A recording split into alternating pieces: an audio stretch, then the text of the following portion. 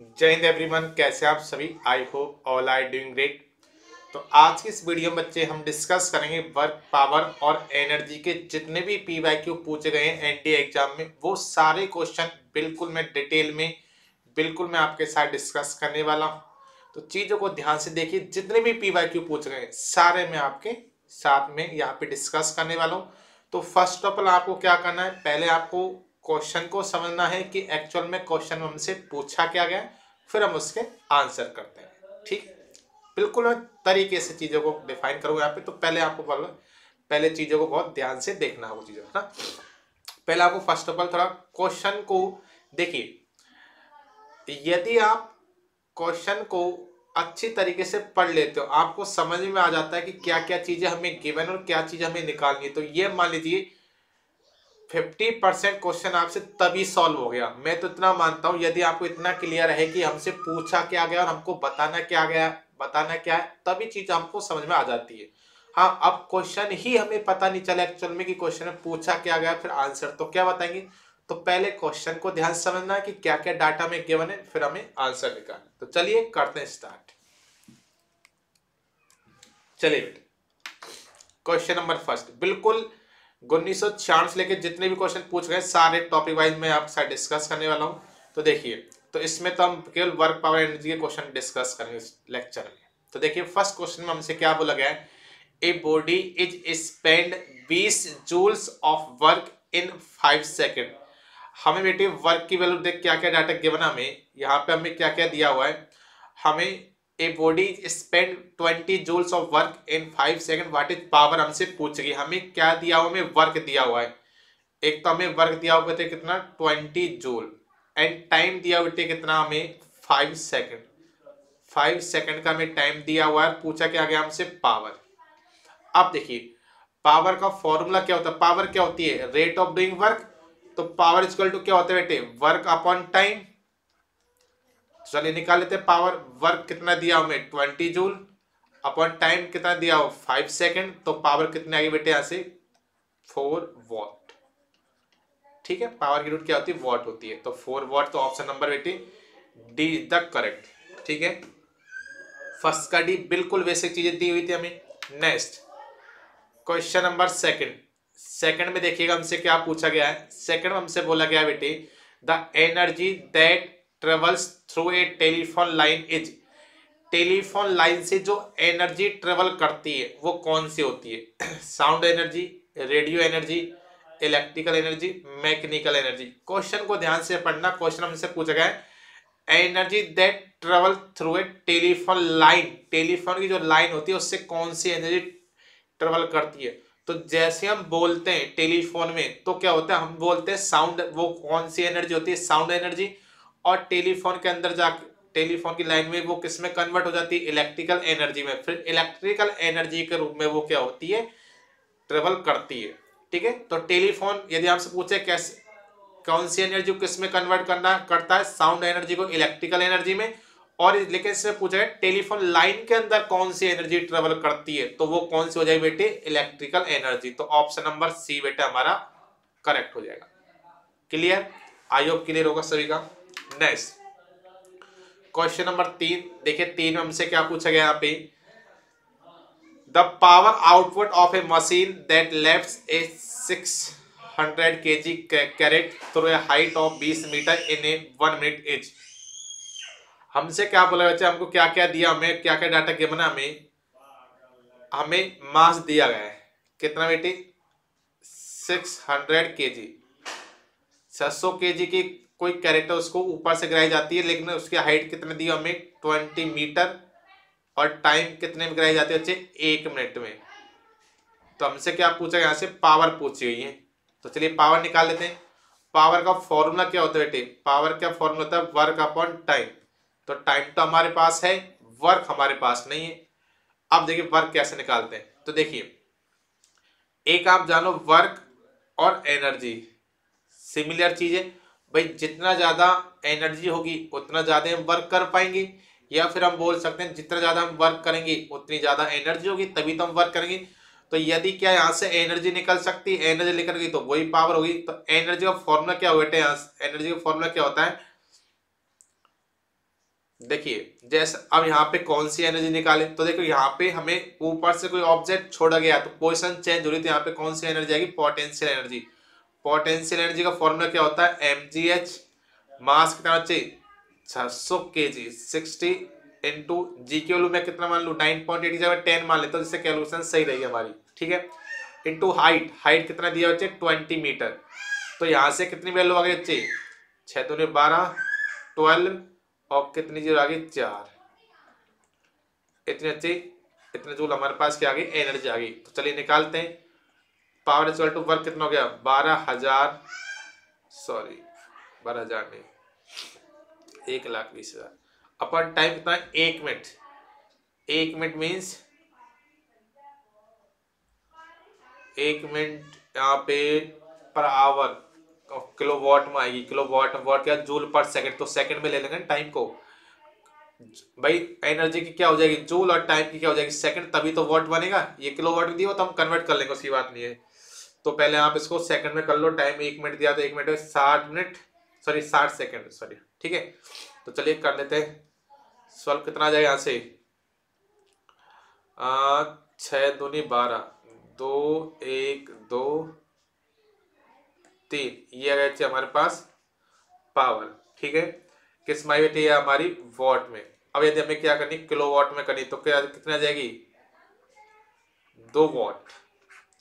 अब देख लियो अब आंसर क्या करेंगे, देखो ये तो हो नहीं सकता क्या हो जाए, यहाँ से ऑप्शन नंबर बी हमारा करेक्ट हो जाए। अब देखो हम कहेंगे भाई 2 आई, हम तो 1.96 दिए, तो बेटा हमने यहाँ पे जी की वैल्यू 10 भी तो मानी है, यदि आप जी की वैल्यू 9.8 मानते, जी की वैल्यू यदि आप एग्जैक्ट जो हमारी होती है 9.8 मीटर पर सेकंड स्क्वायर मानते, तो फिर ये वैल्यू हमारी आ जाती। तो हमने तो सिंपली कैलकुलेशन के लिए क्या माना था 10 माना था, तो 10 माना है तो वैल्यू 2 किलोवाट आ गई, और यदि हम 9.8 मान दे तो कितनी आ जाती 1.96 किलोवाट आ जाती है, ठीक बेटे क्लियर यहाँ से। चलिए नेक्स्ट क्वेश्चन नंबर 4 देखिएगा, 4 में क्या बोला गया हमसे, two body A and B have velocity in the ratio of 2:1, दो बॉडी अच्छे हमारे पास ए और बी, ठीक, उनकी वेलोसिटी का रेशियो दिया गया कितना 2:1, जैसे मैं इसकी वेलोसिटी मान लेता हूँ बी ए और इसकी वेलोसिटी मैंने मान ली बी बी, और इन दोनों का रेशियो कितना है 2:1, मीन्स बी ए और बी बी का अनुपात कितना है 2:1, या फिर हम बोल सकते हैं इसको क्या बोल सकते हैं, sorry B A upon B B equal to 2/1, ratio ये तो हो गया। नेक्स्ट क्या बोला गया है, mass of body A is half of the mass of body B, यदि इसका मास मैंने मान लिया एम ए, इसका मास मैंने मान लिया एम बी, फिर क्या बोला गया हमसे mass of body A, body A का मास क्या है half of the mass of body B, जो बॉडी बी का जो मास है उसके हाफ के इक्वल है। फिर हमसे क्या बोला the kinetic energy of A and B are in the ratio, तो हमसे काइनेटिक एनर्जी का रेशियो पूछ गया ए की और बी का, तो चलिए निकालते हैं। सबसे पहले हम काइनेटिक एनर्जी निकालते हैं ए की, कितनी हो जाएगी हाफ एम ए बी का स्क्वायर, और यदि हम बात करें काइनेटिक एनर्जी बी की, काइनेटिक एनर्जी बी की क्या हो जाएगी half M B B B square, velocity B की लेंगे और बी बॉडी की लेंगे, मास भी बी बॉडी की लेंगे। अब इन दोनों का रेशियो निकालना, तो चलिए निकाल लेते हैं रेशियो, चलो यहीं से रेशियो करते हैं, ठीक है सीधा ही रेशियो कर दो टेंशन खत्म। देखो हाफ से तो हाफ कट जाएगा, इससे कोई मतलब है नहीं। अब देखिए यदि मैं यहाँ से एम बी की वैल्यू निकालू कितना 2 इंटू एम ए, तो एम ए तो ऐसे रहने दो, एम बी की वैल्यू लिख दो कितना जाएगी 2 इंटू एम ए, ठीक है।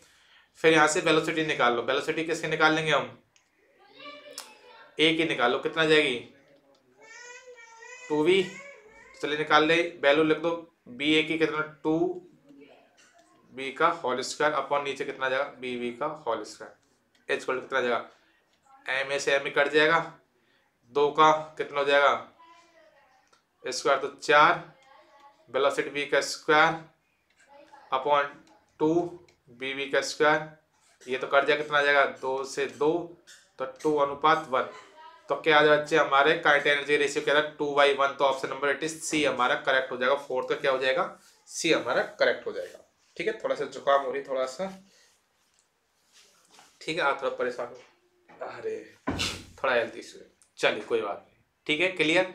तो सिंपल यहाँ पे वेलोसिटी और मास में रिलेशन दिया गया है। काइनेटिक एनर्जी का फॉर्मूला हमें पता है, ये फॉर्मूले में वेलोसिटी और मास की वैल्यू लिख दो, सीधा सीधा आंसर आ जाए, कोई दिक्कत नहीं है। Next question number 5। देखिए 5 में हमसे क्या बोला गया है, the energy of a particle moving at 5 metre पर सेकेंड इनवर्स इज 125 जूल। तो देखो हमसे क्या क्या डाटा गिवन है यहाँ पे, हमें वेलोसिटी दी गई कितना 5 मीटर पर सेकेंड, एनर्जी दी हुई बच्चे हमें कितना 125 जूल। पूछा गया है the energy of a particle moving at its mass, तो हमसे मास पूछा गया है। वेलोसिटी और एनर्जी दी हुई है, यहाँ पे कौन सी एनर्जी है हमारी काइनेटिक एनर्जी दी हुई है। तो हम जानते बेटे क्या काइनेटिक एनर्जी का फॉर्मूला क्या होता है, हाफ mv²। तो चलिए रख दो वैल्यू, रख दो यहाँ पे कितना एनर्जी कितना है 125 जूल इक्वल टू 1/2। मास हमें निकालना, वेलोसिटी कितना दे रही 5, तो 5 का स्क्वायर। तो चलो सॉल्व कर लो, ऑटोमेटिक आ जाएगा सॉल्यूशन हमारा। 125 इधर रहेगा, ऐसे 2 का इधर ले जाओ, चलो 2 का इधर ले जाते तो 125 इंटू 2 कितना हो जाएगा, चलो मल्टीप्लाई कर दो अभी तो, equal to m equal to 5 का स्क्वायर कितना 25, 25 को इधर ले जाओ, m इक्वल टू 125 इंटू 2/25, 25 पंजे 125, मान दो ना 10। तो मास कितना होगा बेटे यहाँ से 10 kg। मास कितना है बेटा हमारे यहाँ पे 10 kg। Option number see the correct. ठीक है, फिफ्थ का क्या हो जाएगा बेटे यहाँ पे सी हो जाएगा। ठीक है, नेक्स्ट क्वेश्चन नंबर 6 देखिएगा। 6 में हमसे क्या पूछा गया है 6 में हमसे बोला गया विच one of the following statement is correctly defined power. इनमें से कौन सा स्टेटमेंट पावर को डिफाइन करता है। पावर क्या होता है, पावर का फॉर्मूला क्या होता था वर्क अपॉन टाइम, लेकिन डिफाइंड टर्म पूछ गई। देखो दो चीज होती है, एक होती है एनर्जी और एक होती है पावर। तो दोनों को डिफाइन करते हैं। पावर क्या होती है, पावर वो होती है बेटे रेट ऑफ डूइंग वर्क, कि किसी भी काम को हम किस रेट से कर रहे हैं, जल्दी कर रहे हैं या धीमे धीमे कर रहे हैं टाइम के रेस्पेक्ट में। तो rate of doing work is called power. और एक होती है एनर्जी। एनर्जी की डेफिनेशन क्या बनती है, कैपेसिटी ऑफ डूइंग वर्क, कि किसी भी काम को करने की कितनी क्षमता हमारे पास, कितनी कैपेसिटी है। Capacity of doing work is called energy. What power is rate of doing work is called power. Means किसी भी काम को किस रेट से कर रहे हैं, किस स्पीड से कर रहे हैं, उसे क्या कहते हैं पावर। तो देख लो यहाँ पे ऑप्शन नंबर 1 क्या बोला, एनर्जी सप्लाइड पर यूनिट टाइम। एनर्जी सप्लाइड पर यूनिट टाइम पावर। तो वही मैंने कहा था एनर्जी हो या वर्क हो, उससे टेंशन मिलेगा। Energy power rate of doing work per unit time. चलो ये भी ठीक है। सेकंड देख लो, second energy of an object due to its motion, नहीं मोशन नहीं, ड्यू टू इट्स पोजीशन नहीं, हाँ। तो फिर ऑप्शन नंबर ए बेटे हमारा करेक्ट हो जाएगा। बस यहाँ पे देखो कितनी अच्छी तरह से फ्रेम किया गया ऑप्शन को। सिंपल यदि हमारे को दिया हुआ होता रेट ऑफ डूइंग वर्क तो हर कोई कर देता क्वेश्चन। उसने देखो कितनी अच्छी तरह से ऑप्शन यहाँ पे फ्रेम किया हुआ है, एनर्जी सप्लाइड पर यूनिट टाइम, कि जो हम एनर्जी सप्लाइड कर रहे हैं, किसी ऑब्जेक्ट को एनर्जी दे रहे हो किस रेट से दे रहे हैं। तो वही तो बात हुई कि जो हम काम कर रहे हैं वो किस रेट से कर रहे हैं, किस दर से कर रहे हैं। कैपेसिटी ऑफ डूइंग वर्क को देखो यहाँ पे लिखा गया है एनर्जी सप्लाइड पर यूनिट टाइम। तो बहुत थोड़ा सा आपको देखना पड़ेगा चीजों को। ठीक है, तो 6 का क्या हो जाए यहाँ पे ऑप्शन नंबर ए हमारा करेक्ट हो जाएगा। नेक्स्ट 7 देखिए, 7 हमसे क्या पूछा गया है। 7 हमसे बोला गया a body is throw vertically upwards and then falls back on the ground, its potential energy is maximum. कोई भी एक ऑब्जेक्ट है उसको थ्रो वर्टिकली अपवर्ड, उसको हम क्या करते हैं वर्टिकली ऊपर की तरफ फेंकते हैं और फिर वापस क्या करता है ग्राउंड पे वापस आता है। तो उसकी पोटेंशियल एनर्जी कहाँ पे सबसे ज्यादा होगी।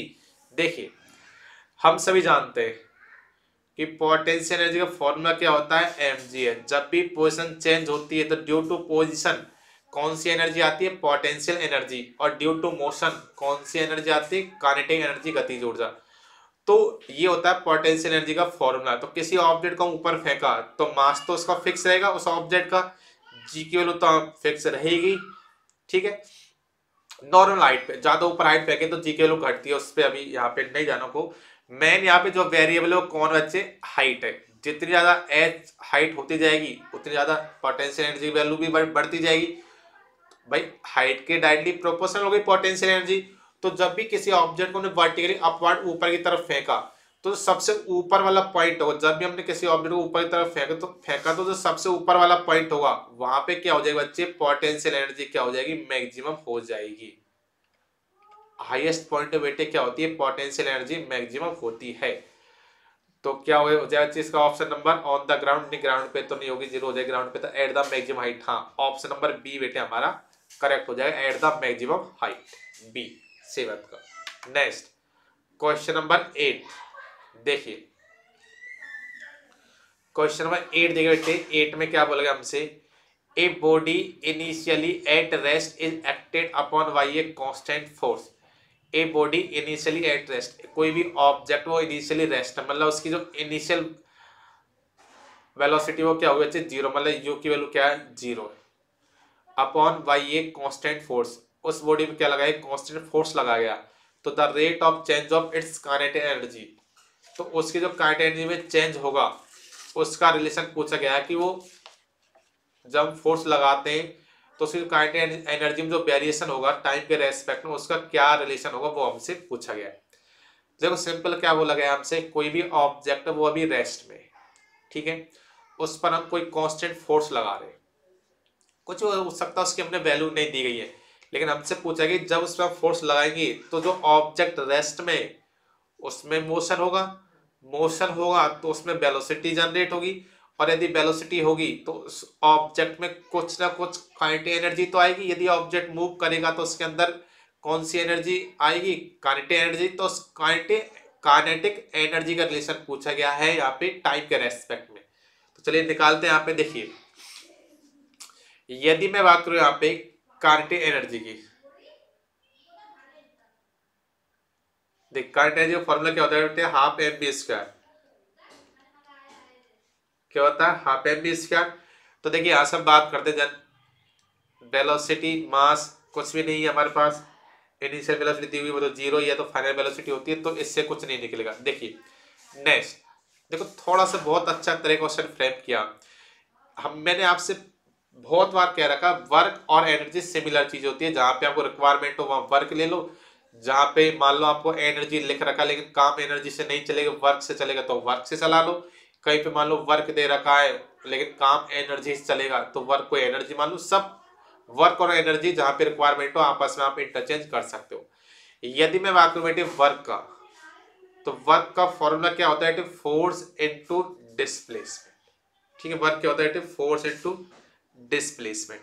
और वर्क क्या हो गया यहाँ पे? वही एनर्जी, जितना हमने वर्क किया उतना ही तो एनर्जी होगी। तो वर्क क्या हो गया यहाँ पे? काइनेटिक एनर्जी इक्वल टू क्या लिख सकता हूँ मैं? फोर्स इनटू डिस्प्लेसमेंट लिख सकता हूँ। भाई वर्क को आप एनर्जी मान सकते हैं। अब उसने पूछा rate of change of kinetic energy, तो जो काइनेटिक एनर्जी में चेंज होगा उसमें क्या रिलेशन होगा टाइम के रेस्पेक्ट में, वो हमसे पूछा गया है। तो चलिए निकालते हैं। तो चलिए देखिए, चेंज निकालते हैं। तो काइनेटिक एनर्जी में चेंज निकाले टाइम के रेस्पेक्ट में, change in kinetic energy with respect to time. तो इधर क्या हो जाएगा? डी अपॉन डी टी, और क्या हो जाएगा? Force into displacement. अब जिस देखिए, तो यहाँ पे क्या आ जाएगा बच्चे? यहाँ पे यदि मैं लिखूं फोर्स में आगे ले आऊं तो क्या हो जाएगा? मैं डिस्प्लेस बच्चे यहाँ से एस से रिप्रेजेंट कर लेता हूँ, क्योंकि दो डी डी हो जाएंगे तो कंफ्यूजन हो जाएगा आपको ना। तो मैंने यहाँ पे जो डिस्प्लेसमेंट है उसको एस से रिप्रेजेंट कर लेता हूँ, जिससे कंफ्यूजन नहीं होगा आपको। ठीक है, चलिए अब देखिएगा, फोर्स आ गया तो change in displacement upon change in time. तो change in displacement upon change in time क्या करता है? जब भी डिस्प्लेसमेंट चेंज करते तो क्या होती है? वेलोसिटी। तो फोर्स इनटू वेलोसिटी, ये वैल्यू आ गई changing kinetic energy equal to क्या होगा, फोर्स इनटू वेलोसिटी। लेकिन हमें तो केवल इनिशियल वेलोसिटी दे रखी है, क्या इससे काम चलेगा? चलिए इससे कोई काम चलेगा नहीं, चलो कुछ और जुगाड़ करते हैं। अब देखो ये अच्छी प्रोसेस देखो, इक्वेशन ऑफ मोशन आपने पढ़ी होगी। फर्स्ट इक्वेशन ऑफ मोशन क्या होती है, B equal to U plus A T, ठीक है, यही होती है। अब देखिए हमने यहाँ पे बोला बॉडी क्या है इनिशियली रेस्ट में, तो उसकी क्या है इनिशियल वेलोसिटी क्या है, 0 है। तो यहाँ से वेलोसिटी वैल्यू क्या है बच्चे, यू इनिशियल वेलोसिटी 0 हो गई, तो बी इक्वल क्या होगा बच्चे, ए टी। अब देखिए यहाँ से निकालते हैं change in kinetic energy, change in kinetic energy, rate of change of kinetic energy निकालते हैं। तो फोर्स एफ, ठीक है, या फोर्स की वैल्यू लिख दो। फोर्स क्या हो जाए बच्चे, mass into acceleration into velocity भी क्या हो जाए बच्चे, एक्सेलरेशन इनटू टाइम। तो यहां से क्या वैल्यू आ गई बच्चे, मास एक्सेलरेशन स्क्वायर और टाइम, ठीक है। अब देखिए change in kinetic energy directly proportional बच्चे जब कोई ऑब्जेक्ट है, जब वो ऑब्जेक्ट मूव करेगा उससे फोर्स लगेगा तो मास कांस्टेंट रहेगा, एक्सेलरेशन तो बढ़ेगा ही। लेकिन हमसे पूछ रहा है टाइम के रेस्पेक्ट में, तो टाइम के क्या हो जाएगा बच्चे, डायरेक्टली प्रोपोर्शनल हो जाएगा। मींस जैसे टाइम बढ़ जाएगा उसकी काइनेटिक एनर्जी बढ़ जाएगी। यदि हम उससे वेलोसिटी लगा रहे हैं तो कौन सा ऑप्शन से हो जाएगा बच्चे, linearly with square root of time, नहीं लीनियरली विद टाइम। हाँ ऑप्शन नंबर 8 क्या हो जाएगा हमारा बी यहाँ पे करेक्ट हो जाएगा, ठीक है। तो देखिए इतनी बड़ी हमने चीजें यहाँ पे निकाली, तब जाके वो क्वेश्चन आपको बनाया। सिंपल सा चीज है, इस तरह प्रोसेस हमने की है। हमने काइनेटिक एनर्जी में चेंज निकाला है, काइनेटिक एनर्जी कहाँ से, वही work equal force into displacement, force into displacement अगर चेंज निकाला, साथ में वेलोसिटी वैल्यू लिख दी, फोर्स वैल्यू लिख दी, तो वहां से टाइम का जो फॉर्मेट था वो आ गया था। फोर्स को बनाने की जरूरत भी नहीं है, सिंपल वेलोसिटी आपको सिंपल क्या था, जो काइनेटिक एनर्जी की दूसरी तरफ जो टर्म थी उसमें कहीं जैसे आपको टाइम लाना है बस, तो आपको टाइम का रिलेशन वो दे देगा। टाइम का रिलेशन हमें यहां से वेलोसिटी से मिल गया, ठीक है। चलिए नेक्स्ट क्वेश्चन नंबर 9। देखिए 9 में हमसे क्या बोला गया है, mass of body B is 4 times that of body A. भाई दो ऑफ बॉडी दे रखे हमें ए और बी, ठीक है। इसका मास मैंने मान लिया एम ए और सेकंड का मास मैंने मान लिया एम बी। रिलेशन हमसे क्या बोला, मास ऑफ बॉडी बी, जो बॉडी बी है उसका जो मास है 4 टाइम्स मास ऑफ बॉडी ए। एक तो ये रिलेशन दिया हुआ है, सेकंड क्या दिया हुआ है, B moves with a velocity half that of A. जो वेलोसिटी बी है, इसके वेलोसिटी मैंने मान ली बी ए और दूसरी की मान ली बी बी। तो इसने बोला B moves with a velocity, जो बी की वेलोसिटी है, B moves with a velocity half of that of A, जो ए की वेलोसिटी है उसके हाफ के इक्वल है। तो देन बी हैज, तो हमसे बी के बारे में पूछा है, then B has kinetic energy equal to the that of A. तो काइनेटिक एनर्जी निकालो दोनों की, पता चल जाएगा किसकी क्या हो जाएगी रिलेशन दोनों में। तो देखिए काइनेटिक एनर्जी में निकालता हूँ बॉडी ए के लिए, क्या हो जाएगी यहाँ पे फॉर्मूला क्या हो जाएगा, हाफ एम बी स्क्वायर। फिर मास बॉडी ए के लिए निकालना है तो मास भी बॉडी ए के लिए आएगा, वेलोसिटी भी क्या आ जाएगी, बॉडी ए की आ जाएगी, तो हाफ एम बी स्क्वायर। इस तरह बी की निकाल लेते हैं, काइनेटिक एनर्जी बी की क्या जाए, half M B square mass B body B का और वेलोसिटी बॉडी बी की। दोनों को रिलेशन निकालो, रिलेशन सबसे अच्छा क्या तरीका है, दोनों को अपॉन कर दो, इससे पता चल जाएगा पूरा में। तो काइनेटिक एनर्जी ए की A upon kinetic energy B equal to half M A और एम बी को रिलेशन था एम बी, तो एम बी का लगा दूंगा आप, चलो अभी तो इसको है तो एम ए बी ए क्या हो जाएगा, ऐसे 2 इंटू बी बी, तो मैं 2 इंटू बी बी, ठीक है, अपॉन हाफ एम बी का मास कितना 4 इंटू एम ए, लिख लो उसमें 4 into M A into velocity B का स्क्वायर। तो दोनों रेशो क्या जाएगा, हाफ से हाफ कट जाएगा। ठीक है, देखो 2 को स्क्वायर करके तो 4 MA BB का होल स्क्वायर अपॉन नीचे कितना आएगा 4 MA और BB का होल स्क्वायर। तो 4 कट के ऐसे ये कट के ऐसे एक बिल्कुल बराबर आ गया, 1 वैल्यू आ गई ना। तो kinetic energy A upon kinetic energy B equal to क्या आ गया, 1 आ गया। मीन्स बॉडी A और बॉडी B की दोनों की क्या हो जाएगी, काइनेटिक एनर्जी सेम रहेगी। तो क्या ऑप्शन हो जाएगा, kinetic energy equal to that of A। बिल्कुल सही, body B has kinetic energy equal to that of A। Body A और बॉडी B की काइनेटिक एनर्जी दोनों की सेम रहेगी। क्लियर सभी का। चलिए नेक्स्ट क्वेश्चन नंबर 10। चलिए 10 में देखते हैं हमसे क्या पूछा गया। क्वेश्चन नंबर 10 में हमसे क्या पूछा गया है, a particle is moving freely then its. कोई भी पार्टिकल क्या कर रहा है, मूव कर रहा है, फ्रीली मूव कर रहा है, मतलब किसी भी ऑब्जेक्ट को हमने ऊपर से फ्रीली छोड़ दिया है। तो जब भी हमने इसको छोड़ दिया है तो क्या होती जाएगा, उसके छोड़ दिया तो उसकी हाइट कम होती जा रही, मतलब काइनेटिक एनर्जी क्या हो रही है, काइनेटिक एनर्जी तो बढ़ जाएगी लेकिन पोटेंशियल एनर्जी घटती जाएगी। तो देखिए क्वेश्चन हमसे पूछा गया है। देखिए थोड़ा सा मैं आपको एक बेसिक बता देता हूँ दोनों एनर्जी के बारे में। जैसे मान लीजिए ये हमारा समतल, ये हमारी कोई प्लेन सरफेस है, ठीक है, ये हमारी ग्राउंड सरफेस है। ठीक है, अब इस कोई ऑब्जेक्ट, जैसे मैंने मान लो यहाँ पे हमारे पास एक बॉल है, तो जब ये बॉल हमारे पास है तो इस पे कुछ एनर्जी तो है। हम सबने पढ़ा ही है कि एनर्जी को ना तो क्रिएट कर सकते हैं ना डिस्ट्रॉय कर सकते हैं, केवल एक फॉर्म से दूसरी फॉर्म में कन्वर्ट कर सकते हैं। और जब भी किसी ऑब्जेक्ट की पोजीशन में चेंज होती है तो उसके कारण एनर्जी आती है, वो होती है पोटेंशियल एनर्जी। और ड्यू टू मोशन, गति के कारण जो एनर्जी आती है वो होती है काइनेटिक एनर्जी। तो जैसे हमने किसी ऑब्जेक्ट को ऊपर फेंका, मान लो वर्टिकल हम ऊपर फेंकते हैं, तो क्या होती है इसमें जो काइनेटिक एनर्जी ऊपर जाने पे क्या होती है, हाइट बढ़ रही है।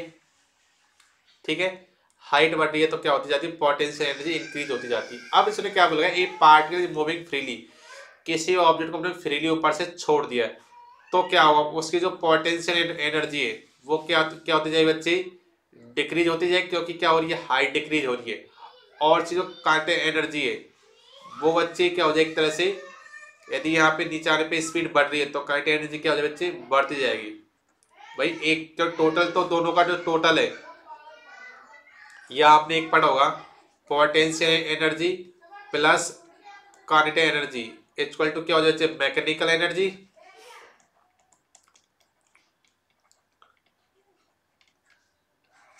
ये तो हो गया। एक मिनट बेटे, वो इस सर्दी वाली दिक्कत है यार। देखिए यदि ऊपर से कोई ऑब्जेक्ट आएगा तो क्या हो जाएगी, इसकी पोटेंशियल एनर्जी घट जाएगी लेकिन काइनेटिक एनर्जी बढ़ जाएगी। तो चलिए देखते हैं, दोनों का योग तो सेम रहेगा हमेशा। ऑप्शन देखो, ऑप्शन बहुत प्यारे है, इसमें ऑप्शन से आपको सेलेक्ट करना पड़ेगा। Kinetic energy always greater than zero. Kinetic energy हमेशा ग्रेटर देन जीरो होगी, बिल्कुल होगी, कम तो होगी नहीं, मतलब जीरो से कम तो हो जाएगी, नेगेटिव थोड़ी जाएगी। बिल्कुल ए बिल्कुल सही है। अब चलो बी सी डी को देख लेते गलत क्यों है। ठीक है, तभी तो मजा आएगा।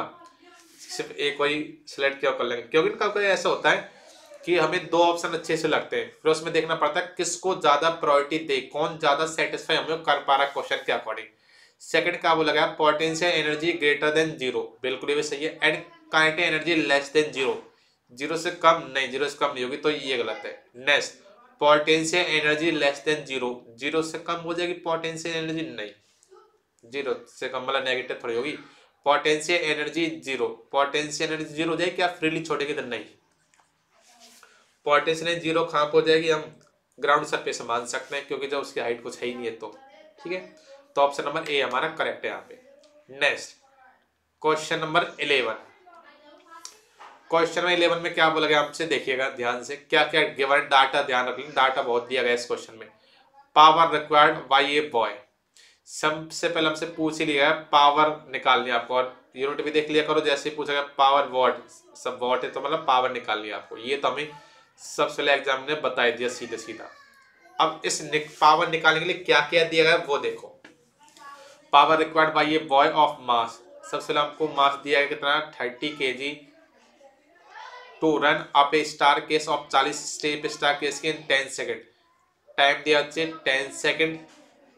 स्टार केस की कितनी 40 step. Height of each step is 15 centimetre. तो टोटल हाइट 40 स्टेप और एक स्टेप की हाइट कितनी 15 सेंटीमीटर। तो इंटू 15 सेंटीमीटर ये हाइट हो गई।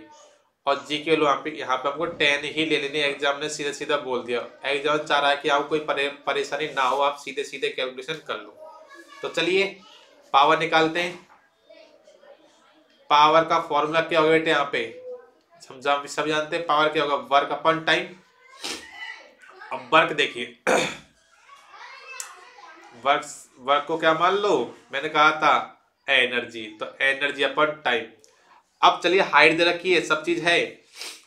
एनर्जी कौन सी, जब भी हाइट दे रखी तो पोटेंशियल एनर्जी आएगी। तो चलिए पोटेंशियल एनर्जी का फॉर्मूला क्या हो जाएगा, mgh अपॉन टाइम। कर दो सॉल्व। मास कितना है 30, जी का ले लो 10। हाइट कितनी होगी, टोटल हाइट कितनी होगी 14 इंटू 15 अपॉन टाइम। टाइम कितना दिया हुआ था हमें 10 सेकेंड, तो 10 सेकेंड। ठीक है, टाइम सेकंड में आएगा, हाँ क्योंकि जूल बाई सेकंड है तो वॉट बनेगा और वॉट में आंसर है। तो चलो काट पीट लेते हैं। 10 से कौन गया, 10 से ये 0 गई, तो 15 चौको 60। 60 इंटू 300 तो कितना गया 18,000। ठीक है, ऑप्शन नंबर 18,000 वॉट। तो बेटा ऑप्शन नंबर सी हमारे यहाँ पे करेक्ट हो जाएगा। ऑप्शन नंबर सी 11 का क्या हो जाएगा, ऑप्शन नंबर सी। ठीक है, 11 का बेटे क्या हो जाएगा, ऑप्शन नंबर सी हमारे यहाँ पे करेक्ट हो जाएगा। ठीक है, नहीं कहीं दिक्कत हुई, एक मिनट रुको, बी आना चाहिए था इसमें। तो हाँ भाई साहब,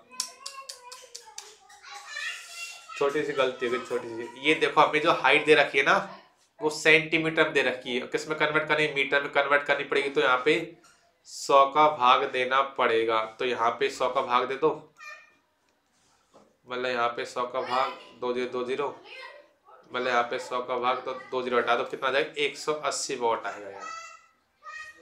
ठीक है, के लिए मैंने अभी सॉल्व किया था ये, तभी मैं सोच रहा था ये आंसर कैसा आ गया। ठीक है, जल्दबाजी में ऐसी आप गलती मत करना। तो क्या आ जाएगा यहाँ पे सी नहीं होगा, सी नहीं होगा, तभी तो मेरा दिमाग घूम गया कि ऐसा कैसे हो सकता है, कुछ तो गड़बड़ है दया, कुछ तो गड़बड़ है। वो गड़बड़ी तो नहीं करनी बेटे। तो ऑप्शन नंबर बी हमारे यहाँ पे करेक्ट हो जाएगा। ठीक है, नेक्स्ट क्वेश्चन नंबर 12।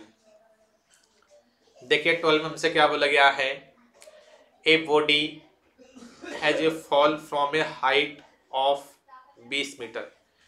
ये हमने मान ली ग्राउंड सरफेस, ये हमने हाइट मान ली बच्चे कितनी 20 मीटर। ये हाइट हो गई हमारी 20 मीटर। ठीक है, after falling through a distance of 5 metre body would. जब किसी ऑब्जेक्ट बॉडी को अपने ऊपर छोड़ा, falling through a distance of 5 metre, ऊपर से छोड़ा 5 मीटर डिस्टेंस में। तो ये हमने मान ली 5 मीटर डिस्टेंस मान लिया हमने। ये ऑब्जेक्ट आ गया हमारा यहाँ से यहाँ तक। तो नीचे कितने डिस्टेंस बचे हमारे पास बेटे 15 मीटर। पहले ऑब्जेक्ट यहाँ पे था, अब ऑब्जेक्ट यहाँ पे आ गया। तो बॉडी वुड लॉस 1/4 ऑफ इस total energy, potential energy, total potential. तो देखो ऊपर नीचे छोड़े तो पोटेंशियल एनर्जी के कॉन्सेप्ट आएगा यहाँ पे। पोटेंशियल एनर्जी निकालो पहले, सबसे पहले कितना जगह इनिशियल पोटेंशियल एनर्जी निकालते हैं। mgh मास दिया हुआ है, कुछ भी नहीं दिया हुआ। m g की वैल्यू तो जो है होती है 9.8 मान लेंगे। हाइट मैंने हाइट कितना दे रखा पहले 20 मीटर, सबसे ऊपर हाईएस्ट पॉइंट पे। तो यहाँ से एनर्जी कितनी होगी बच्चे, पोटेंशियल एनर्जी फर्स्ट कंडीशन की 20 mg। फिर सेकंड कंडीशन निकाल लो, पोटेंशियल एनर्जी सेकंड कंडीशन जब वो कितना का 5 मीटर नीचे आ गया। तो mgh मास कितना होगा, सॉरी मास वही है, जी वही है, हाइट कितनी होगी। अब हाइट बच्चे लेनी है, हाइट ऊपर से नीचे आ गई, यहाँ से ऊपर नीचे के 5, हम यहाँ ये वाली एनर्जी निकाले बीच वाली बस अभी 5, तो कितना बचे यहाँ पे पोटेंशियल एनर्जी 2, यहाँ पे 5 mg। फिर पूछा गया है loss 1/4 of energy, gain 1/4 of energy. भाई नीचे आ रही है हाइट, जब भी कोई ऑब्जेक्ट ऊपर से नीचे आ रहा है तो सीधी सी बात है पोटेंशियल एनर्जी लॉस ही हो रही है, तो सी और डी तो गलत वैसे ही हो जाएगा। तो चलिए कितना लॉस हो गया वो निकाल लो। देखो potential energy first by potential energy second equal to कितना आ जाएगा बच्चे 20 mg अपॉन 5 mg, कितना आ जाएगा 4/1। तो बेटे कितना आ जाएगा यहाँ से हमारा आंसर आ जाएगा potential energy 1 equal to potential energy 2/4 1/4। तो कितना लॉस हो गया बच्चे 1/4 लॉस हो गया। तो लॉस 1/4 तो फिर पोटेंशियल एनर्जी है, टोटल एनर्जी पोटेंशियल एनर्जी। तो बेटे यहाँ पे हमारा ऑप्शन नंबर बी हमारा यहाँ पे करेक्ट हो जाएगा। ठीक है, उसने क्या किया 1/4 पोटेंशियल एनर्जी उसने लॉस कर दिया। वैसे यदि सिंपली हम बात करें डायरेक्ट एक तरह से रीजनिंग की ट्रिक लगाई, कुछ भी शॉर्ट ट्रिक कह लो, कुछ भी कह लो आप। देखो हाइट है इसकी 20 मीटर, ये मान ली मैंने 5, ये मान ली 10, ये मान ली 15, ये मान ली 20। तो कुछ एनर्जी यहाँ पे होगी 1/4 1/4 1/4 और 1/4, यहाँ से आता आने में 1/4 लॉस हो गई। सीधी सी बात यही तो है, ये तुमसे पूछा गया। तो ऑप्शन नंबर बी बेटे हमारे यहाँ से करेक्ट हो गया।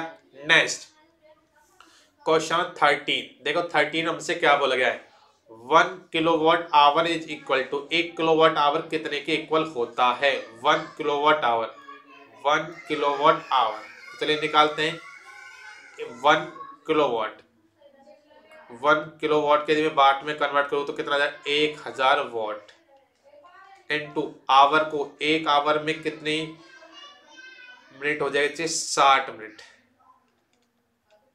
ठीक है, मिनट से काम नहीं चलेगा, जूल में लानी ना।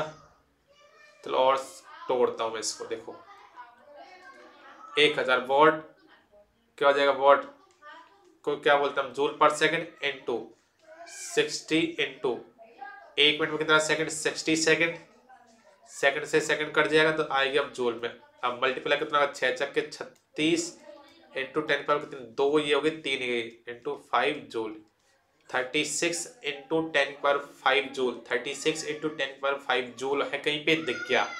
ऑप्शन नंबर बी बेटा हमारे यहाँ पे करेक्ट हो जाएगा, option number B. Next question number 14, question 14 में क्या बोला गया हमसे, देखिएगा यहाँ पे how is the kinetic energy of a moving object affected if the net work done on it is positive.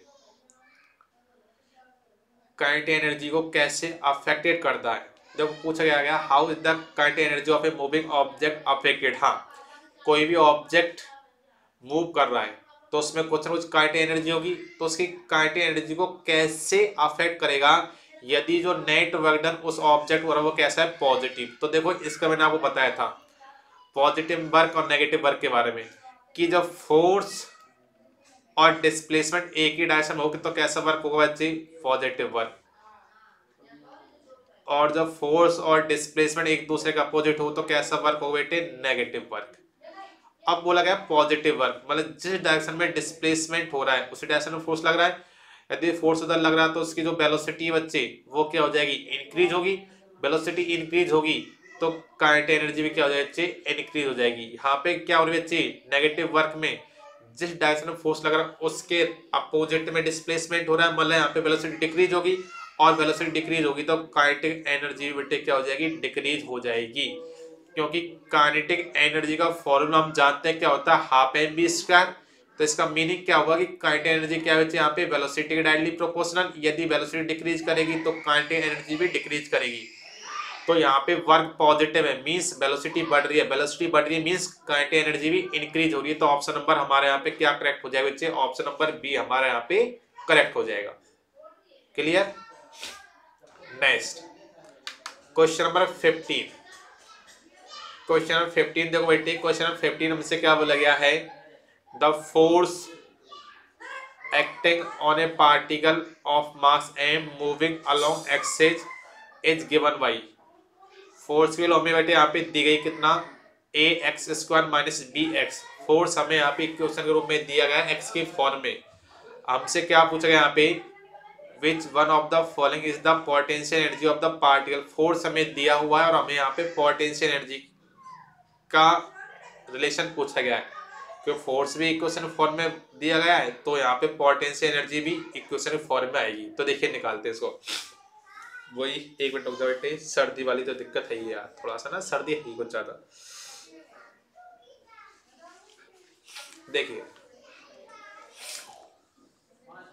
देखिए मैंने आपको बताया था, आपने नहीं पढ़ाया तो जो चैनल अपना साइंस फॉर एनडी उस पे जाना, वर्क पावर एनर्जी वाले मैंने आपको रिलेशन बताया था कि force is equal to change in potential energy, ये रिलेशन होता है। ठीक है, यदि मैं यहां से इधर में डी यू इसको निकालू तो कितना जाए, F minus F D T, ऐसे लिख सकता हूं मैं। यदि मैं दोनों तरफ क्या करूं, इनका इंटीग्रेशन करूं, तो इंटीग्रेशन कर देंगे तो क्या आ जाएगा, देखो इधर तो क्या आ जाएगी, पोटेंशियल एनर्जी आ जाएगी इक्वल टू, इधर क्या आ जाएगा माइनस इंटीग्रेशन फोर्स की वैल्यू आप लिख दो। फोर्स कितना दिया हमें यहाँ पे, A X square minus B X into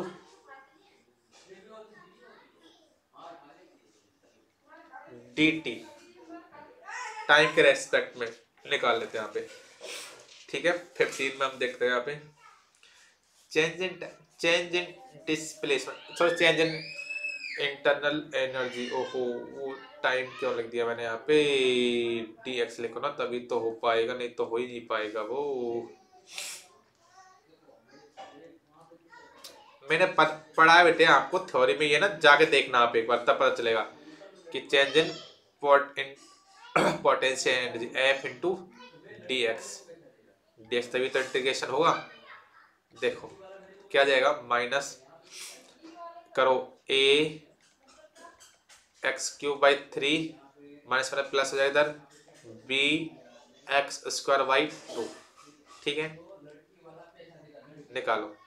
फिर यहाँ से टर्म को यहाँ ये वाला कॉमन लगा लो, माइनस एक्स स्क्वायर बाई 6, इसमें जाएगा ए एक्स स्क्वायर, तो क्या बचा ऊपर ए एक्स बच जाएगा, नीचे 6 है 3 है तो 2 आ जाएगा, तभी तो बेटे 3 1, तभी तो नीचे 3 1 बाई 2 इंटू 3 1 बाई 3, तभी तो टर्म आएगी माइनस एक्स स्क्वायर मतलब बी बाई बी, और यदि में 6 इधर और इधर नीचे 2 है तो क्या लाना पड़ेगा, इधर में 3 लाना पड़ेगा 3b। तो ये हमारी वैल्यू आ गई चेक इसकी पोटेंशियल एनर्जी कितना, minus X square Y upon 6 into 2ax minus 3b, 2ax minus 3b। Option number B बेटा हमारे यहाँ पे करेक्ट हो जाएगा। दिक्कत किसी को, आई होप किसी को यहाँ तक कोई दिक्कत नहीं होनी चाहिए। क्लियर ना सभी के, यहाँ तक कोई दिक्कत तो नहीं है। चलिए नेक्स्ट क्वेश्चन देखिए क्या बोला गया हमसे यहाँ पे, क्वेश्चन नंबर 16। देखिए 16 में क्या बोला गया हमसे, विच one of the following statement about the energy corrected.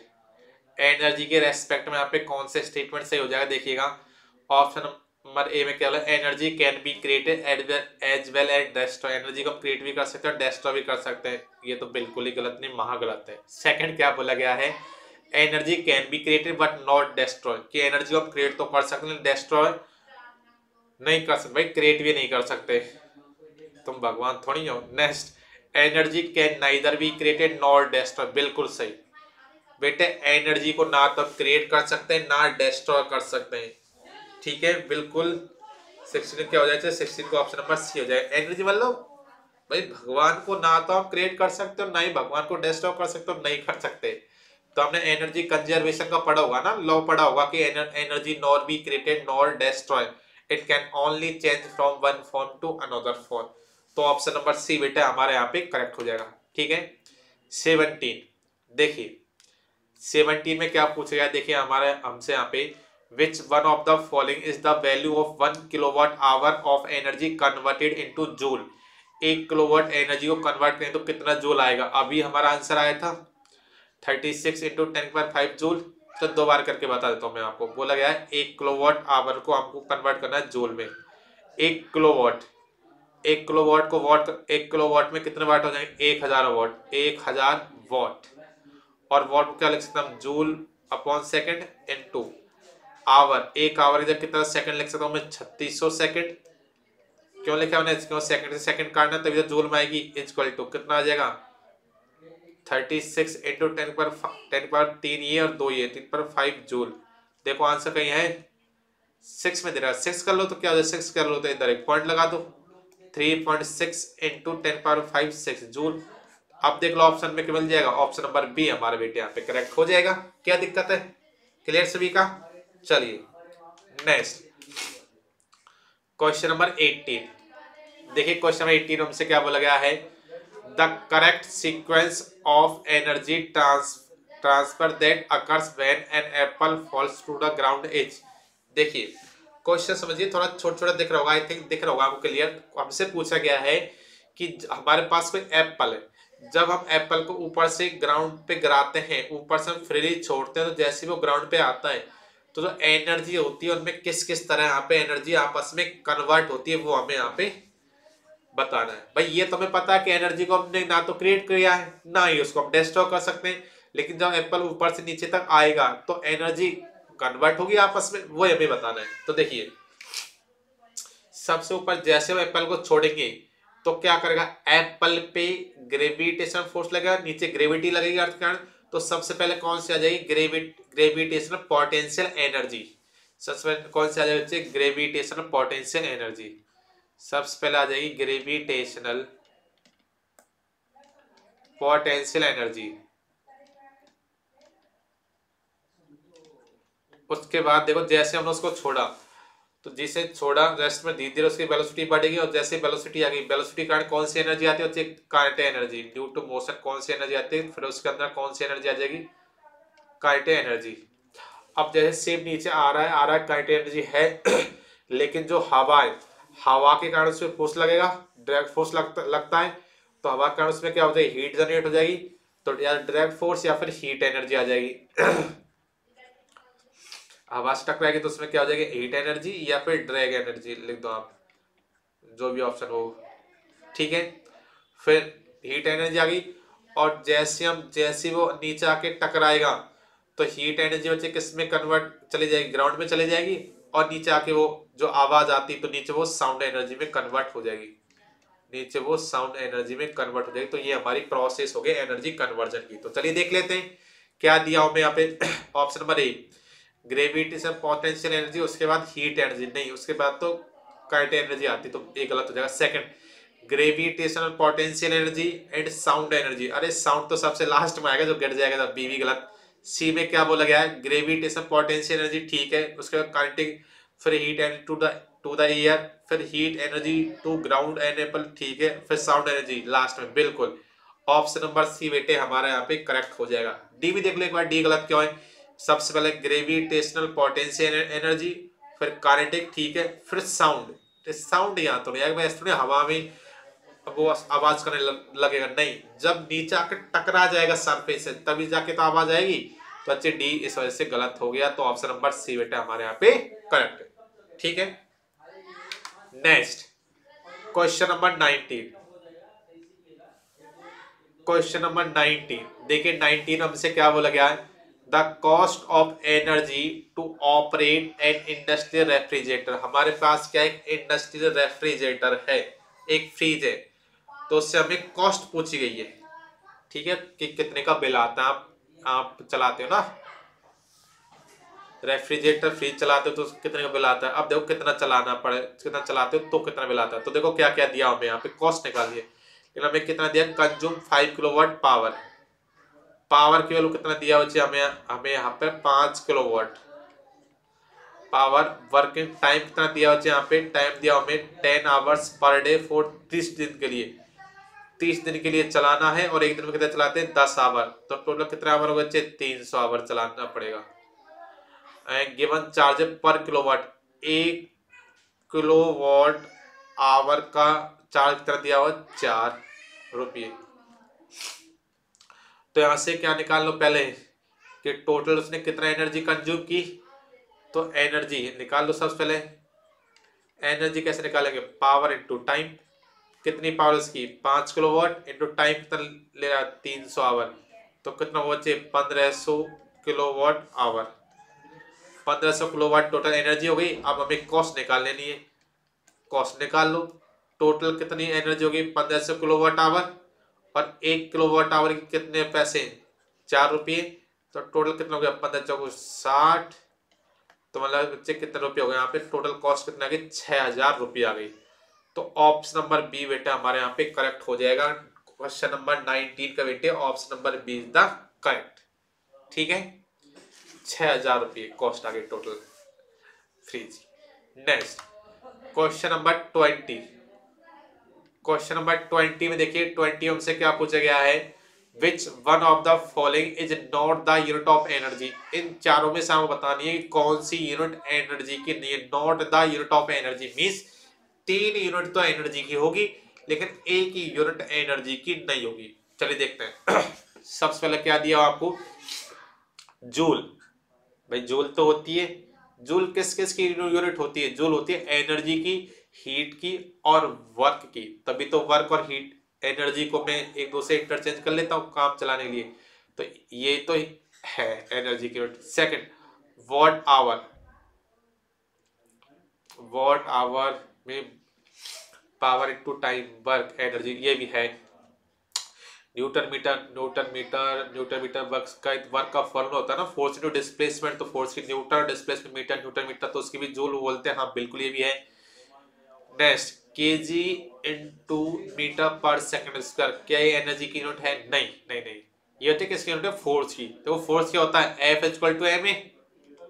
Force की यूनिट क्या होती है केजी, और एक्सेलरेशन क्या हो जाएगी मीटर पर सेकंड स्क्वायर।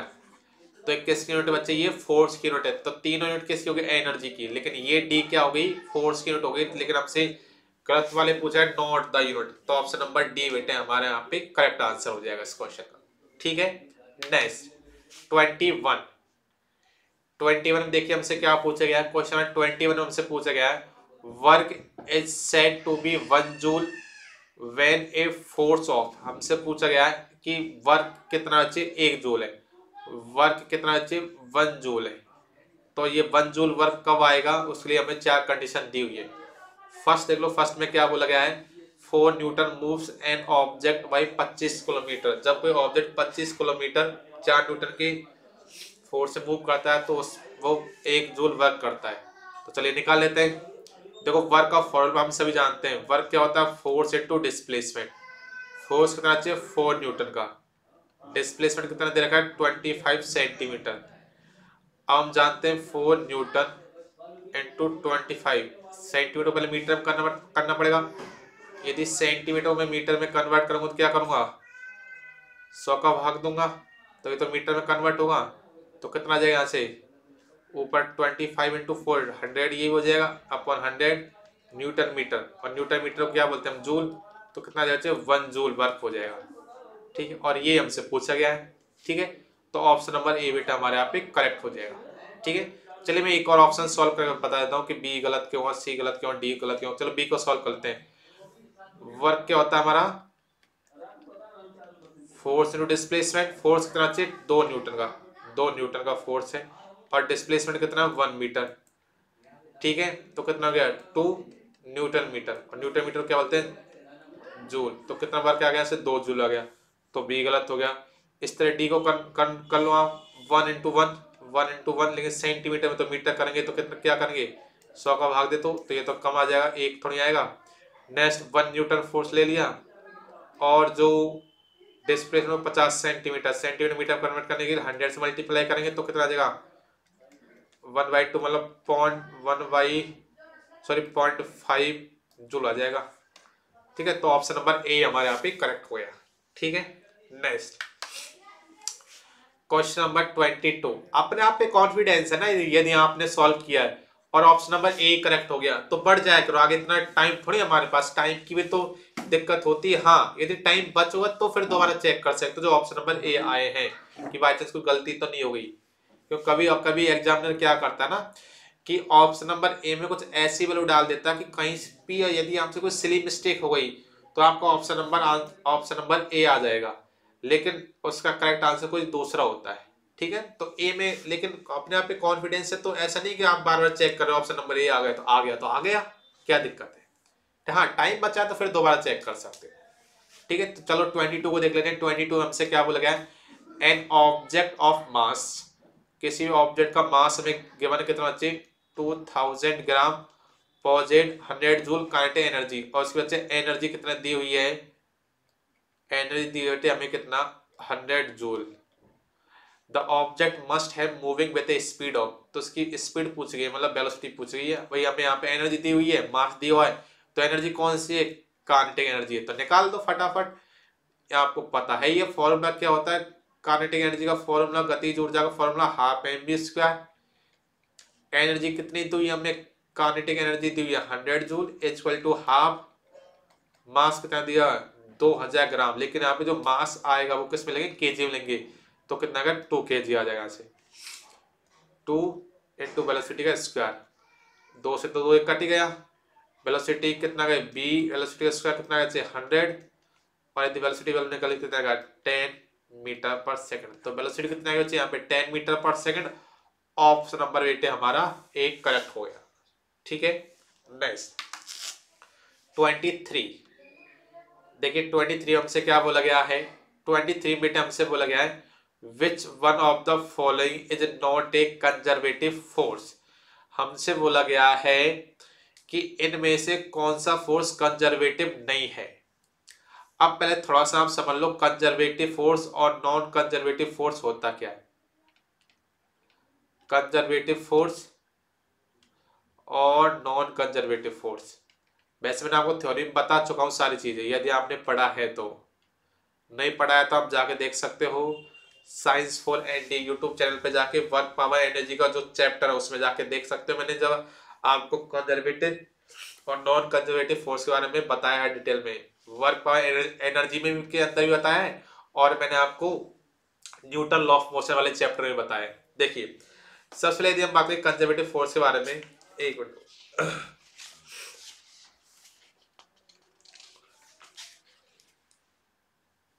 देखिए सबसे बात करें कंजर्वेटिव फोर्स, तो कोई भी ऐसा फोर्स जो कि पाथ पे डिपेंड नहीं करता, केवल किस पे डिपेंड करता है, initial position and final position. कोई फोर्स जो कि पाथ पे डिपेंड नहीं करता, केवल इनिशियल पोजीशन और फाइनल पोजीशन पे डिपेंड करता है, वो तो होता है कंजर्वेटिव। नॉन कंजर्वेटिव कौन सा फोर्स होता है, वो फोर्स जो कि पाथ पे तो डिपेंड करता है लेकिन इनिशियल कंडीशन और फाइनल कंडीशन में डिपेंड नहीं करता, वो हो जाएगा नॉन कंजर्वेटिव। तो हमसे पूछ गया नॉट ए कंजर्वेटिव, तो नॉट ए कंजर्वेटिव मतलब कंजर्वेटिव नहीं होना चाहिए, कंजर्वेटिव नहीं होना चाहिए मतलब नॉन कंजर्वेटिव फोर्स। तो नॉन कंजर्वेटिव फोर्स क्या होते हैं, जो कि पाथ पे डिपेंड करते हैं, इनिशियल और फाइनल पे डिपेंड नहीं करते। तो देख लो option number A friction force. Friction force क्या कभी इनिशियल फाइनल पे डिपेंड करता नहीं, ये डिपेंड करता है कि पाथ पे। तो ये क्या आंसर होता है कंजर्वेटिव, तो बेटे यहाँ तो कंजर्वेटिव नहीं थोड़ा होता है, पाथ पे डिपेंड करता है नॉन कंजर्वेटिव, तो यही हो जाएगा फिर ऑप्शन नंबर ए ठीक हो जाएगा हमारा। यहाँ पे क्या दिक्कत है, electrical force, gravitational force, spring force, ये सब तो कौन से हो गए हमारे कंजर्वेटिव फोर्स हो गए ना, क्योंकि ये तो इनिशियल फाइनल पे डिपेंड करेंगे। इनिशियल और फाइनल क्या है, ग्रेविटेशन फोर्स वगैरह ये पाथ पे डिपेंड थोड़ी करते हैं, तो बेटे यहाँ पे कौन सा हो जाएगा ऑप्शन नंबर ए क्लियर हो जाएगा। ठीक है, अब उसको पूरा प्रॉपर समझना है तो फिर तो देखो वो चीज आपको देखनी पड़ेगी, पूरी थ्योरी के है क्या एक्चुअल में, पूरा डिटेल में आपको चीजें समझाई हुई थी वहां पे। नेक्स्ट 24 हमसे क्या बोला गया, देखिए यहाँ पे A negative work is done when an applied force F and corresponding displacement S R. A negative work is done, एक फोर्स दिया और डिस्प्लेसमेंट इस पर रिलेशन पूछा गया जब नेगेटिव वर्क, तो हमको पता है बेटे नेगेटिव वर्क कब आता है, जब फोर्स और डिस्प्लेसमेंट एक दूसरे के एंटीपेलर हो तो नेगेटिव वर्क आता है। पॉजिटिव वर्क कब आता है, जब फोर्स और डिस्प्लेसमेंट एक ही डायरेक्शन में हो तो पॉजिटिव वर्क आता है। तो नेगेटिव वर्क कब होगा, जब फोर्स और displacement anti parallel to each other, तो ऑप्शन नंबर 8 क्या हो जाएगा, सी हो जाएगा। 24 क्या हो जाएगा बच्चे, सी हो जाएगा। ठीक है, 24 क्या हो जाएगा बेटे, सी हो जाएगा। ठीक है, नेक्स्ट भाई वर्क हमने 3 टाइप वर्क पढ़े थे ना, पॉजिटिव, नेगेटिव और जीरो। पॉजिटिव कब आएगा, जब फोर्स और डिस्प्लेसमेंट पैरेलल होंगे। नेगेटिव कब आएगा, जब फोर्स और डिस्प्लेसमेंट एक दूसरे एंटी पैरेलल होंगे। और जीरो वर्क कब आएगा, जब फोर्स और डिस्प्लेसमेंट एक दूसरे के परपेंडिकुलर होंगे। पढ़ा भी था ना, भूल गए क्या इतना जल्दी आप लोग? भूल गए तो जाके देख लो, चैनल पे है अपना सारा कंटेंट है अभी भी। नेक्स्ट क्या बोला गया, देखिए सेकंड नेक्स्ट हमसे, a mass M it dragged by a pulley on a horizontal plane by a force antiparallel to it displacement. एक कोई ऑब्जेक्ट है जिसका मास है M, dead by pulley on a, ये कोई पुली है यहाँ पे, ठीक है, प्लेन सरफेस है। मान लो ये पुली है, इसमें हमने बांध के इधर फोर्स लगा रहा है और उसका डिस्प्लेसमेंट हो रहा है राइट हैंड साइड, फोर्स लगा रहा है लेफ्ट हैंड साइड। तो the work done is pulling the mass is, तो वर्क कैसा हो जाएगा बच्चे, फोर्स और डिस्प्लेसमेंट एक दूसरे क्या एंटी पैरेलल है, तो वर्क कैसा हो जाएगा बच्चे, नेगेटिव वर्क हो जाएगा ना। ऑप्शन नंबर डी, अभी तो हमने पढ़ा था 25 बच्चे क्या हो जाएगा डी। यदि एक ही डायरेक्शन होते पॉजिटिव परपेंडिकुलर होते तो जीरो वर्क हो जाता। नेक्स्ट क्वेश्चन नंबर 26 में हमसे क्या बोला गया है, the energy possessed by a body due to its change in position और शेप इज कॉल्ड। दो तरह की एनर्जी हमने पढ़ी थी, काइनेटिक और potential. Due to motion, motion के कारण कौन सी एनर्जी आती है, काइनेटिक एनर्जी आती है। और पोजीशन चेंज होने के कारण कौन सी एनर्जी आती है, पोटेंशियल एनर्जी आती है। तो यहां से बोला गया था energy possessed by a body due to its change in position. Position change कारण कौन सी एनर्जी आ जाएगी बेटे, पोटेंशियल एनर्जी आ जाएगी। तो बेटे ऑप्शन नंबर बी हमारे यहाँ पे करेक्ट हो जाएगा। क्लियर सभी का? चलिए नेक्स्ट क्वेश्चन नंबर 27 में क्या बोला गया, देखिए बेटे यहाँ पे, the commercial unit of electrical energy kilowatt hour which is equal to, कितने जूल के इक्वल होगा। तो अभी तो हमने निकाला, अब तो आपको रट भी जाना चाहिए, ऑप्शन नंबर ए तो आ जाएगा। चलिए फिर भी निकाल के बता देता हूं मैं आपको। एक किलोवाट को कितना वाट लिख सकते हैं, 1000 वाट। और वॉट को हम क्या बोलते हैं, जूल बाई सेकंड। एक आवर में कितना सेकंड हो जाएगा बच्चे, 3600 सेकंड। सेकंड से सेकंड कट जाएगा। यहाँ पे कितनी वैल्यू होगा बच्चे, 36 इंटू 10⁵ जूल एनर्जी आ गई। वैल्यू 6 में निकालनी पावर 1 इधर आ जाएगी, यहाँ से 3.6 इंटू 10⁵ जूल। तो कितनी जूल एनर्जी आ गई, 3.6 इंटू 10⁶ जूल एनर्जी बेटे यहाँ पे आ गई। ठीक है, क्लियर, डन। चलिए, ओहो, चलो बेटे यहाँ तक क्वेश्चन हमारे। तो ये वर्क पावर एनर्जी के जितने भी क्वेश्चन आए थे 2023 की सेकंड स्टेप तक, वो सारे क्वेश्चन हमने कर लिए। 23 वाले में इससे क्वेश्चन नहीं आया था, ठीक है, लेकिन फिर भी टेंशन नहीं लेना, क्वेश्चन बनता है रिलेटेड। मैंने चैप्टर इस तरह डिवाइड कर दिया, पूरा मोशन वाले चैप्टर को मैंने 1D मोशन, फिर 2D मोशन के अंदर सर्कुलर मोशन और projectile motion, work power energy, Newton law of motion, SHM, ये पूरे डिवाइड किया हुआ पोर्शन का। ठीक है, तो बिल्कुल मैं टॉपिक वाइज आपको सारे PY यहाँ पे करा ही रहा हूँ। हाँ, किसी क्वेश्चन में दिक्कत हो, कुछ थ्योरी के कॉन्सेप्ट दिक्कत हो, तो बच्चे अपना चैनल है कौन सा, साइंस फॉर NDA पे जाके आप टॉपिक वाइज मैंने पूरा प्ले लिस्ट बना रखी है, वहां पे जाके आप देख सकते हो। और भी कुछ देखना हो इसे, या फिर चैनल जा सकते हो कौन सा अपना, ओनली डिफेंस एकेडमी, उस पे वीडियो मिल जाएगी। जिस पे आपकी इच्छा हो उस पे आप जा सकते हो, सारे वहां पे आपको चीजें मिल जाएगी। ठीक है बेटे, तो आज के लिए बस इतना ही, फिर मिलेंगे आपसे एक और नई शानदार वीडियो में। तब तक बेटे जय हिंद, जय भारत, वंदे मातरम। पढ़ते रहिए, आगे बढ़ते रहिए। बिल्कुल PYQ एक बार मैंने चीज आपको बता दी, एक बार खुद से आप दोबारा चीजों को रिपीट करना, सारे क्वेश्चन आपसे बन जाएंगे। ठीक बेटे, बिल्कुल हमने तरीके से पढ़ा चीजों को, मैंने बिल्कुल आपको बेसिस समझा, कोई बहुत भारी भरकम चीज हमने यहाँ पे नहीं पढ़ी है। ठीक है, चलिए, ऑल द बेस्ट ऑफ।